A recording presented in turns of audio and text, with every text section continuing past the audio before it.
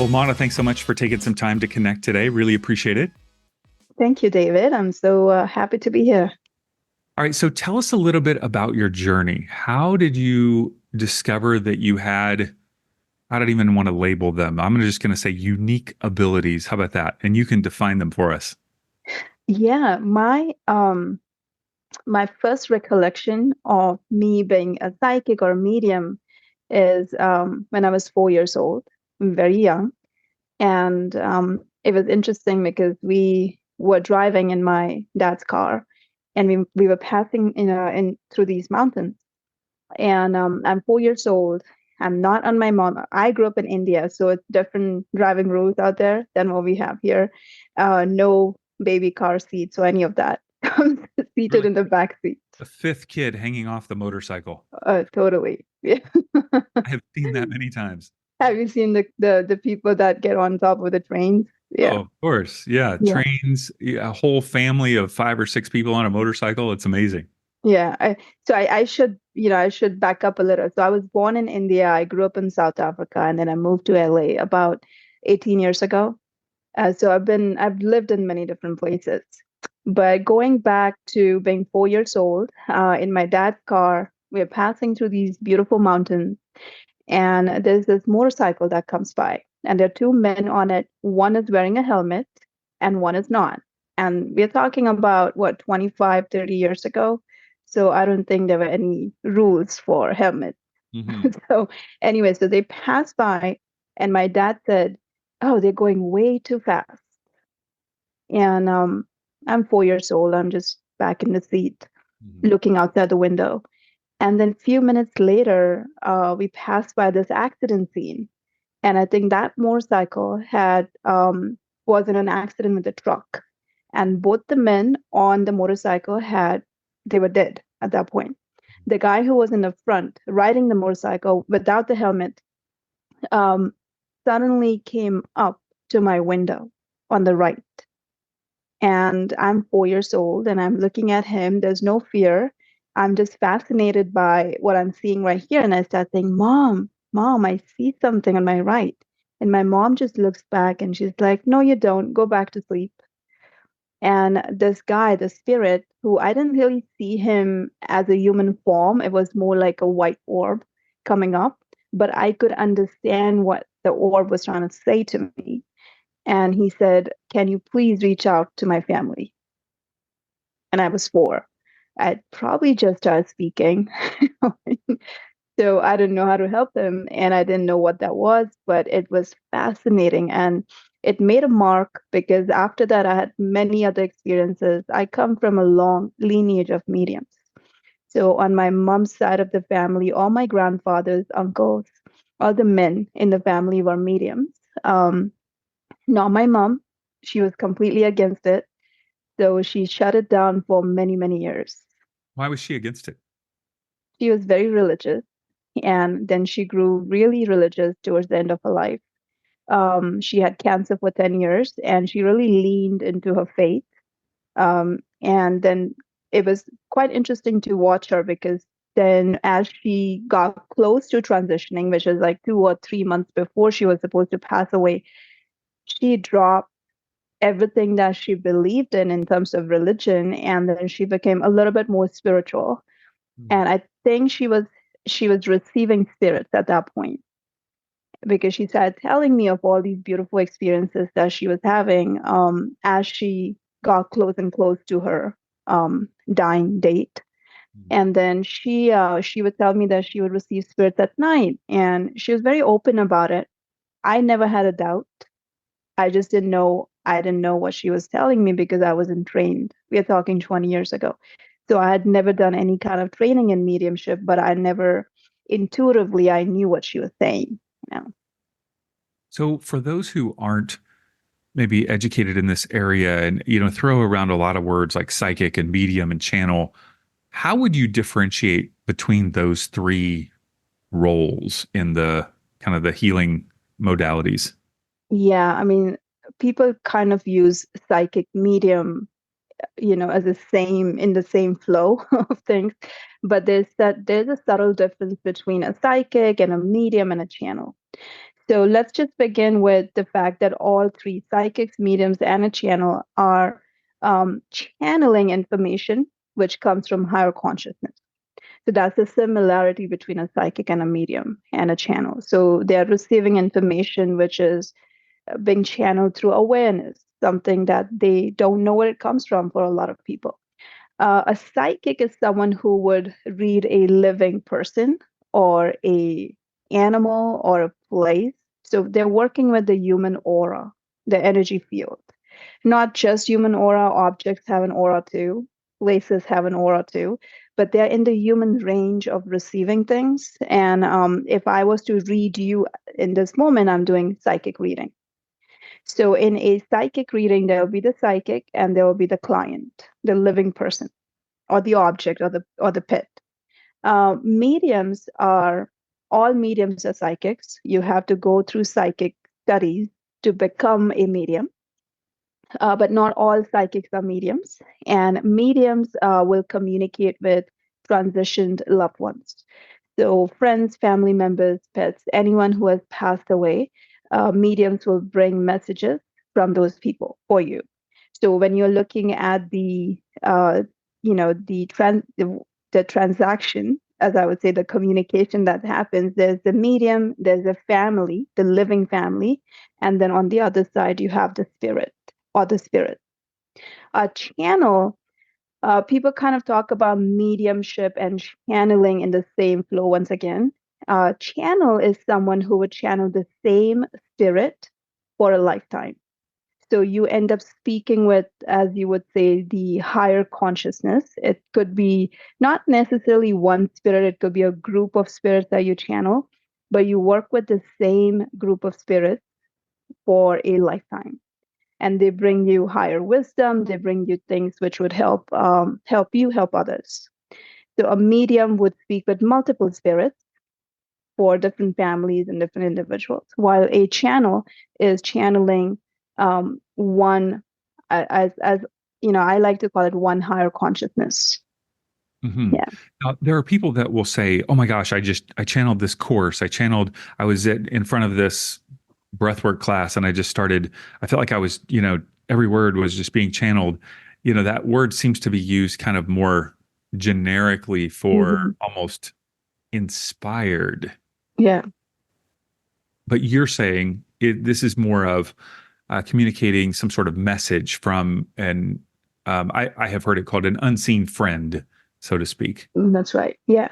So people use channeling. Channel is being just like the medium in a way. You are the tool Hmm. that higher consciousness will use to send their messages to the people that they want to send messages to. So yes, you could say it that way. I channel a lot of my classes. And when I'm channeling my classes or the content that I teach, I don't necessarily have someone, in the spirit world speaking with me. Like I don't work with one individual spirit, but I work with multiple spirits who will come and give me information. Hmm. But a physical channel or someone whose body and voice becomes the channel would typically work with one higher consciousness group of spirits who would come and communicate with them throughout their lifetime, bringing them bits of information, which could then become books. It can become all kinds of things, lectures and workshops. And um, just to give you an example, Esther Hicks or Abraham Hicks, people know a much more famous channel would be Esther. So Hmm. she's channeling what she calls Abraham, which is the higher consciousness. But she's been working with Abraham throughout her lifetime. Right. Right. Meanwhile, Mana medium works with multiple different spirits who want to send messages to their families. Hmm. So, do you believe that somebody has to be born with these abilities, or is this something that you can develop? Like, okay, I've never had an experience like you had as a 4-year old, but is this something that I can tap into and cultivate in my own life? Yeah, absolutely. I believe everyone is born with it. Everyone is. You and I, every person I know is born with intuition. And what mediums are using is intuition to connect with that kind of information. So as long as you're able to put in some time and resources and train yourself to receive intuitive messages, anyone can be a psychic medium. anyone can be a channel. Channeling is a little bit more advanced for sure, where you have to put in some amount of time, practice, be okay giving up control of your body, be okay working with another spirit coming through you and speaking. So these are like different levels. If you were to go, let's say, to a spiritual university, the way in my mind, this is how I process it, your psychic studies would be the bachelor's, and there are different modalities within it. So Reiki, tarot cards would be different modalities of psychic work. Then you Mhm. go into your master's, which would be mediumship. And then once you decide to be in the, take PhD, that would be the channeling aspect of it. So these are like different layers of the same kind of work. Mhm. Tell me about the transition when you talked about, okay, when you were 4 years old, you started kind of getting the sense, but what was it in your life where you began to really study and make a shift to this is what you want to invest your time and energy doing on behalf of others? Yeah, so from about 4 years old with my first experience, I kept having, bits and pieces of experiences throughout my life. But every time I went up to my mom and said that I'm seeing something or hearing something, she would say, "No, you're not. Go pray," or read this scripture or whatever. But in her own way, she was also training me on different things. She made me study Sanskrit, made me study different mantras. But she wasn't thinking that I would become a medium. She was just trying to help me in some way, I think. I don't know what was going on, but she did kind of help me with Sanskrit mantras, all kinds of like cool stuff. Then I'm about 16 or 17 when my mom was in her final months of passing. And she started telling me about people that she's receiving, family members, grandparents who were coming to her at night to let her know that they'll be around when she dies. Mhm. And then my mom passed away, and I was on my way back, and my dad handed me a book, and he said, "Your mom wants you to read this on your way back." And Mm. I look at the book, and it's a book on mediumship. Wow. And I was like, "That's interesting. Why would she give me this book?" So it was really fascinating for me. So I read the book, and it was about this a couple, mom and dad, who had lost their 21-year-old son, and they wanted to speak with him. So they studied mediumship to be able to communicate with their son, and they wrote this book about their experience. And I Mm. was like, so I can actually go study mediumship. That's interesting. So I come back to LA, and I dove right into it. The first thing I did was took me about 6 months to process my mom's passing. But I received it was really fascinating. I received a coupon, a mediumship coupon from a medium. And I'd never been to a medium before. And I was like, I'm going to take this up and just go and speak with my mom. We'll see. So I show up, and this is 24, 25-year-old young woman with a dog in her purse. And she walks in, and she gave me one of the best readings ever. She brought in my mom, brought in my grandma, and I just sat there like I couldn't believe it. I couldn't believe it. She was giving me information that she couldn't have known. And then I was like, okay, I want to study because I can see them too. I just don't know how. So I went to school and I studied mediumship, and that was the start. Mm. I can see where how like a psychic or a channel might be able to deliver some sort of message, but what is the value in terms of the person who's receiving this connection in terms of a medium? Like what's the healing or the transformation that's happening there? Yeah, so for a psychic message, if you're receiving a psychic message, my experience with people who receive psychic messages is they're seeking some kind of guidance or direction in their life.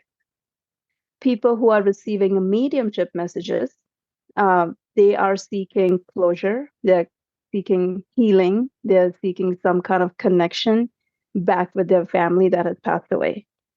And channeling, when you go for a channeling workshop and you see someone physically channel, it's not really directed to one person.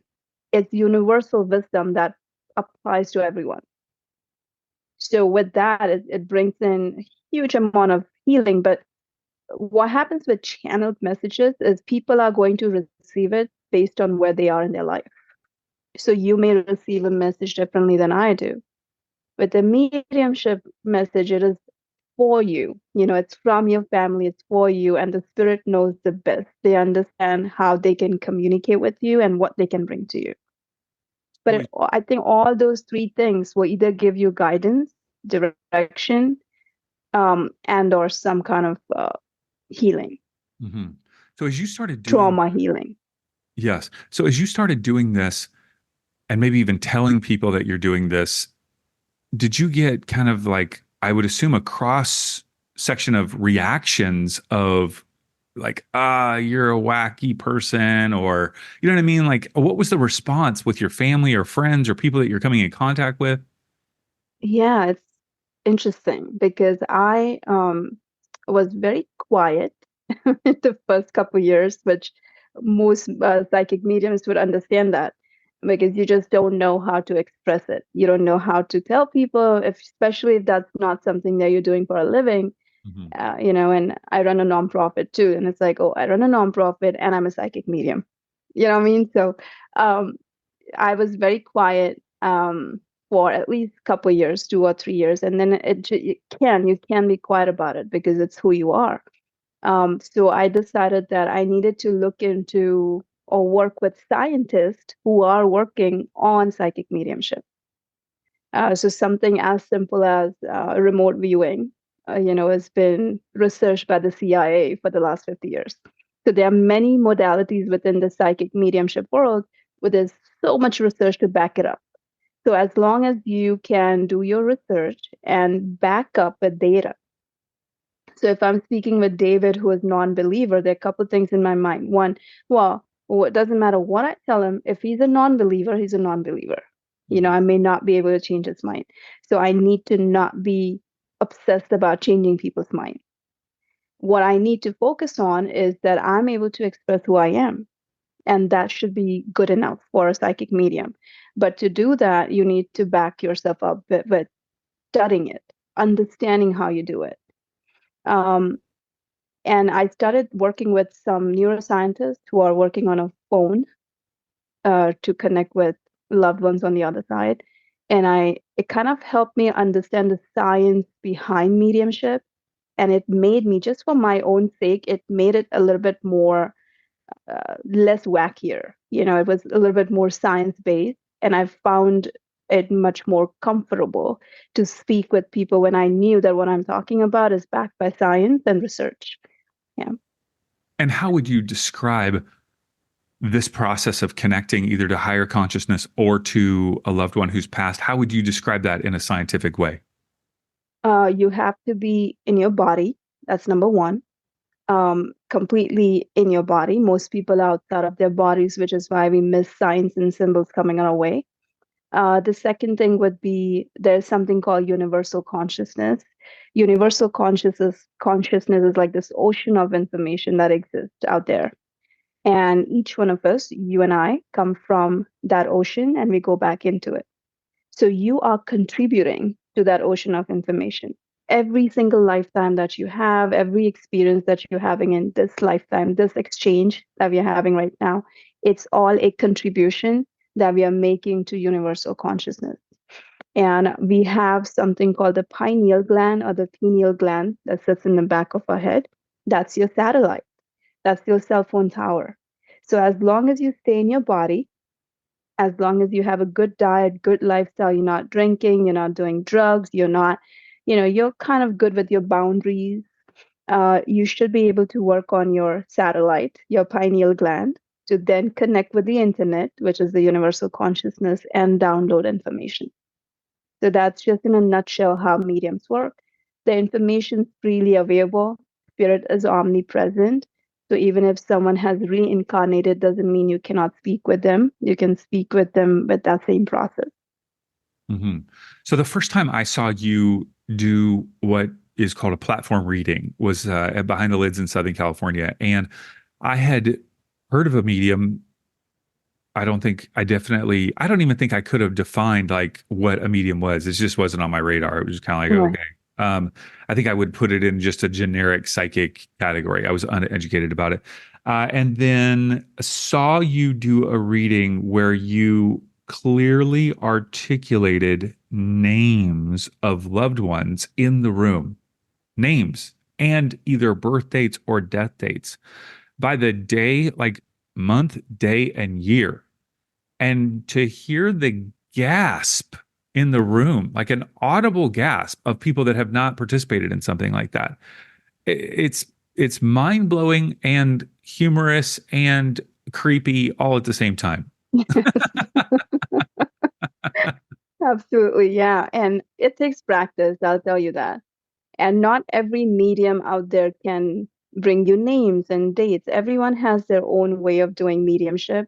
When we do our classes at Behind the Lids, I really stress on names.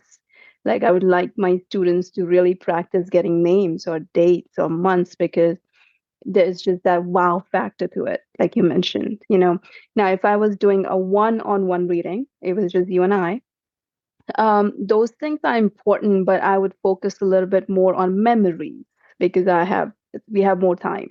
But Mhm. if it's a platform session and you're moving so fast, there are like 50 people in the audience, and you cannot just stay with one person. You have to move quick. In those situations, then you need to be really good at wow factor, which is names and dates and how the person passed away and what did they do for a living and what's their name. You know, what day was the day of transitioning. Those things will help you move fast as a platform reader. Mhm. So it really depends on the medium if they want to specialize at being a one-on-one medium. Some people find it much more cozy and okay to do that. And then there are people like me who are just I'm okay with one-on-ones, but I feel like my strength is with platform reading. Mhm. I really like platform sessions. Yeah. Yeah, and in full disclosure to those who are listening, not only did I experience this, but ended up going through training with Mana to learn how to do this, and was blown away by my own ability.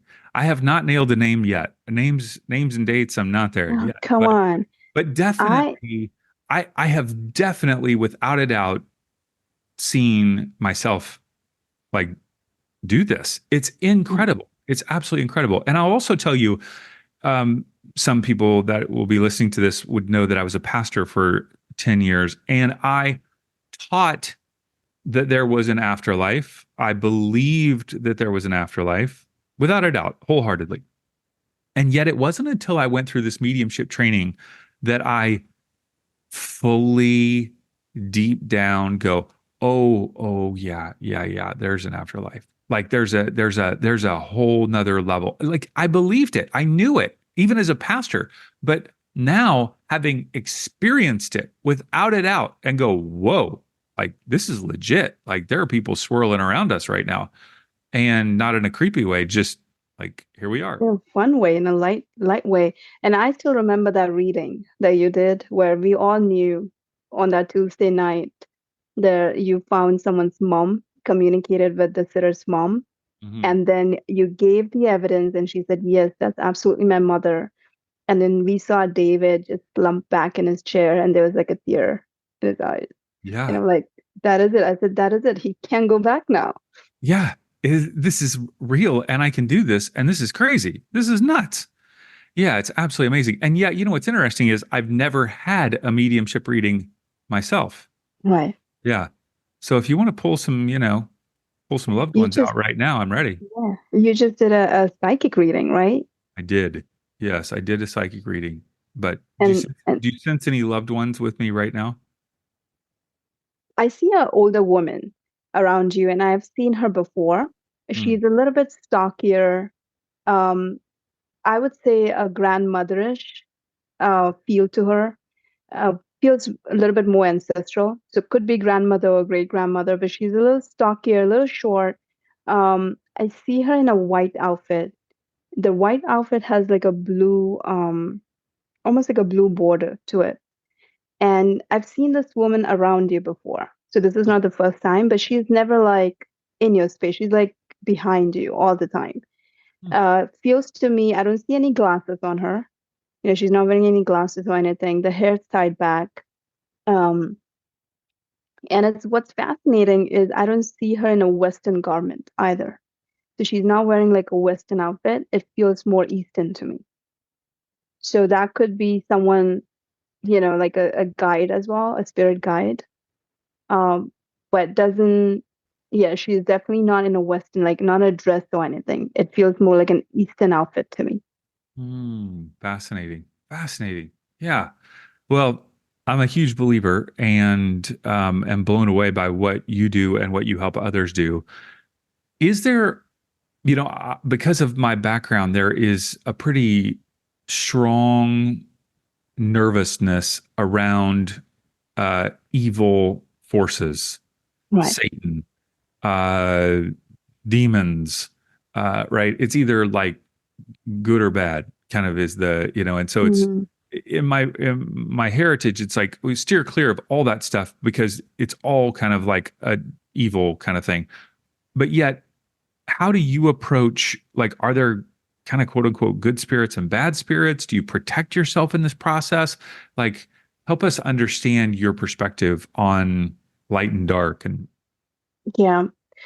So for a medium, we are looking at energies as energies. They could be in a body, and that would make them a living person. And the energy could be outside a body, and that would make it non-living, a dead person, a post-material body. Depending on the energy's vibration, they could be a troubled spirit, as when I don't mean troubled in a mean way, a troubled spirit meaning someone who is not conscious, someone who is filled with anger, resentment, all kinds of negative emotions are, dominant in the aura. Or they could be a very enlightened spirit based on their vibration. Now, it doesn't matter to a medium whether that vibration, that energy sits in a body or does not sit in a body. So the way we process the world is there are living people who are troubled, there are living people who are mean and nasty and narcissists, and then there are dead people who are the same as well. And then there are wonderful living people, very positive, enlightened spirits, and the same thing applies to the other side. So just the way you would protect yourself from living energies, you wouldn't hang out with someone who is draining you, depleting you. You'd have strong boundaries with your family and friends. Those same rules will apply to the other side. I want people to understand two things about dead people. The first one is just because someone passed away does not make them wise and kind and compassionate. It just makes them dead. Okay, so same rules will apply. If they were a narcissist on this side, they're pretty much a narcissist on the other side too. The second rule is they are not frozen in time, meaning when someone dies, let's say your mom was a narcissist and she passed away, she's not going to stay a narcissist on the other side. She has enough help. She has spirit guides. She can go to school. She will receive all kinds of guidance and direction to upgrade her energy. So if you think that your mom was evil and passed away and she's always going to stay evil, that's also not the right way to approach things. So those are the two things that people kind of miss about dead people that, oh yeah, I mean, they're troubled and good ones, and the troubled ones not necessarily stay troubled, they can change, just like living people can change. If you go see a therapist, if you go see a doctor, if you go receive help, you can be a better person, Mhm. a So better, healthier person, right? in American culture, there's a strong emphasis on when somebody dies, it's like, okay, they're okay now. They're in a better place. Everything's good. Like they're back with God. How do you process that? And I know you actually help people, help families through the process as their loved ones are dying. What are the questions that they ask in that process? And how did like, okay, there's going to be no more tears, no more crying. They're going to be in a good place. They're going to be in heaven. They're going to be with God. What do you say to a family about that? Um, well, we start working with those families months ahead of time, just for that very reason. So most of my clients who are transitioning are people who are transitioning through a long illness. So there's enough time before maybe 3 or 4 months before when you start talking to them about what to expect. Talk to the family about what they can find on the day of or the day after the person passes away. Um, people have the two questions that commonly come up for me is the idea of hell and heaven. And people often ask about the fire on the other side, and they say, "Oh, does my family member who was not such a great guy on this side, do you think he's going to go to hell, or does he have to go to that fire?" And I say to them, the fire as we think of it isn't such a bad idea. It's a purification process. So what that tells you that even on the other side, doesn't matter what kind of person you were, the one consciousness, the source, the God, however you see it, is there to purify you of whatever needs to be purified. So it's actually tempering, it's actually making you a better version of yourself on the other side. So that's a nice way of explaining the whole idea of the fire. I really believe that the hell and the heaven isn't so much a place; it's a state of mind. It's really your vibration that decides whether you are going to be in hell or heaven, and that applies to us in our living bodies as well. You could be abundant, you could have everything in your life, but if you don't have a good state of mind, you may think you are in hell, and that applies to the ones who die as well. Hmm. So when you're giving messages, whether it's a psychic reading or a medium reading, do you, and I assume this has changed for you over time, but how do you handle in your mind the desire to be accurate, to be right, to be in alignment, as opposed to, saying something that's just way off base and does not resonate with the person? How do you handle that mentally? Yeah, the nose, as we call it, right? So you have every medium is striving to be perfect with their communication. But what you come to realize, I've been doing it a long time now, about 17, 18 years. There is nothing called perfect communication, whether it's on the other side or on this side. You can only do your best and receive the information as best as possible and bring it to the family. There are a couple of things in there that could help you. One is something called clear empathy, which is you are very clear about the emotions and feelings in the space, but they're not impacting you. Because the minute the family's emotions impact you, if they're crying and you start crying with them, it's going to breach that link, and then you're not able to do your job right. So there are things which could make the communication better, but it's never going to be 100% perfect. Like I would ask you, think about the person you love in your family. How many times do they really understand what you're trying to say? Not many times. And that's going to apply even on the other side. So the medium can make themselves a healed vessel where they are almost insulated by things around them. They're less triggers. You're a very healed vessel to then channel information in the best way possible and bring it to the family and let them decide if it resonates with them or not. Hmm. So, if people want to work with you beyond just an individual reading, which I know that you offer, what are some of the training programs that you're offering that you're excited about? So we do level one, level two, psychic mediumship, which is a year-round program.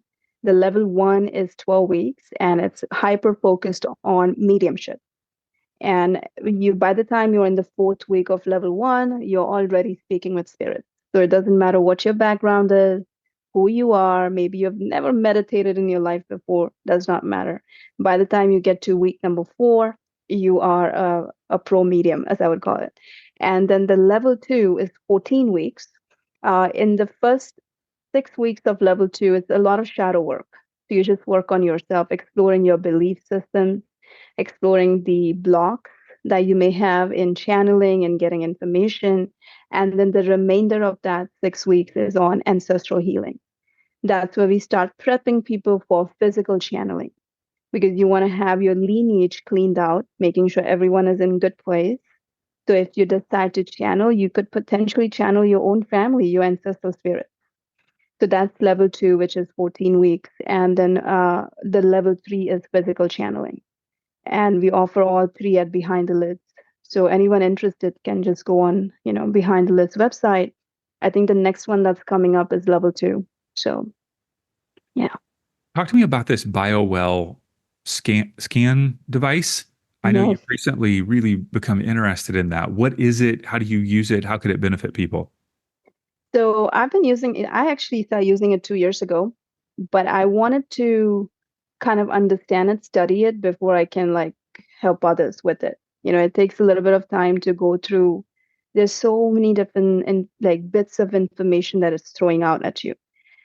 BioWell is measuring your energy field. Just simply put, what it's doing is measuring your aura, your auric health, to show you what could potentially become a physical problem at some point. So, for instance, you could have rips and tears in your aura, which show up in that scan. It also shows you your stress levels. It will show you how much stress you're putting on your organs, what organs are disbalanced in your body on the left side, on the right side. It also goes into what you could do with your biorhythms. So our body has a biorhythm. It has a physical cycle that goes up and down since the time you were born until today, about 23 days. It goes up and down.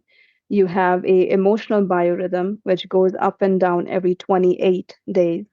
And then you have the intellectual biorhythm that goes every 33 days, it will go up and down. The machine shows you if your biorhythms are crashing at the same time. Because if they do crash at the same time, you're emotionally, physically, intellectually down. And that's not a good thing. You know what I mean? So you have to space it out. You can actually look at it and say, oh, I can plan my month better. Because if I'm physically down on the 16th of the month, which has been the case since I was born. Okay, then on the 16th, I need to be a little bit more careful about what kind of events I'm planning. Am I traveling? Am I around people? My boundaries need to be a little bit better. I need to have a good self-care routine around that time. So it gives you so much information on your auric health, and the stuff that shows up in your report may or may not show up in your blood test or blood panels immediately, but they will manifest. Those things, if they're not corrected, will manifest in something in your body, maybe 6 months later or a year later. I'm a perfect example of that. So when I started using BioWell about 2 years ago, my thyroid levels were spiked. They were like really high, and report after report I would see it, they were like spiky. And I went to my doctor and I said, hey, my thyroid levels are spiked. And then she said, okay, let's do a blood test. And we did that, and the blood test was normal. And she said, everything looks normal. And I'm like, I don't know how to explain to her that it's in my like aura. You know what I mean? So I was like, okay. 3 years later, last year, actually, I had thyroid cancer because report after report, it was showing me that I'm putting so much stress on my thyroid, wasn't showing up in my blood panel for a very long time. Obviously, manifested in the form of, cancer, which was detected real quick. So I had it, it was first stage. Um, and they found out like immediately it was found and, was corrected. But I really believe that anything that's going to show up in your body physically will show up in your auric health way before way before. Like, it will give you enough notice in a way where you can make changes to your lifestyle. And I know So it that doesn't, device. yeah, I've used that device once myself, and you have to be physically present, and your fingers that's are right. inserted into the device one at a time. So if Yeah. people are in the Los Angeles area, of course, they might be able to do that with you. I know you offer that. If people want to work with you, obviously for those classes, you said they could go to behindthelids.com. We'll put that in the show notes. If people want to get a reading or just follow you on social media, what's the best way for them to connect with you? So Instagram will be the best. My Instagram handle is Mana Medium. Very easy to find me. So if they want a reading, they can just send me a message on Instagram and I'll get right back to them. Yeah. That's awesome. I will tell, I have told you many times, I tell the listeners, Mana has changed my life. Like without a doubt, she has been used to open my eyes, my heart, my spirit to see the spirit world in a completely different way, in a way that's not really weird. It's not wacky. It's just real matter of fact. Like you're so matter of fact about it. And I always tell her she needs to be more weird. She can charge more if she was more.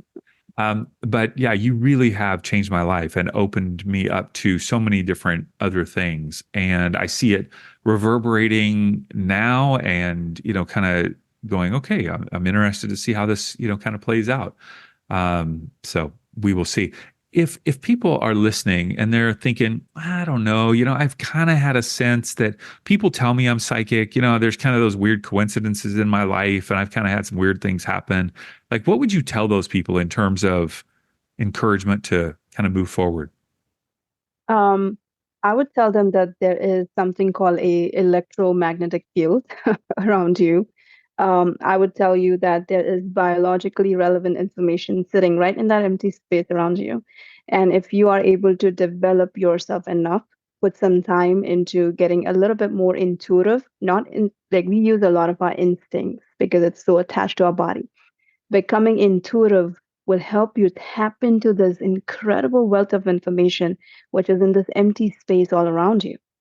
And it's backed by data, it's backed by science. It's not weird. You're studying quantum physics and physics. So if you are someone, if you're a science buff, you should be looking into this. You absolutely should be. Um, we are going to very soon for all my students, we are going to host the scientist who has been working on consciousness for many years.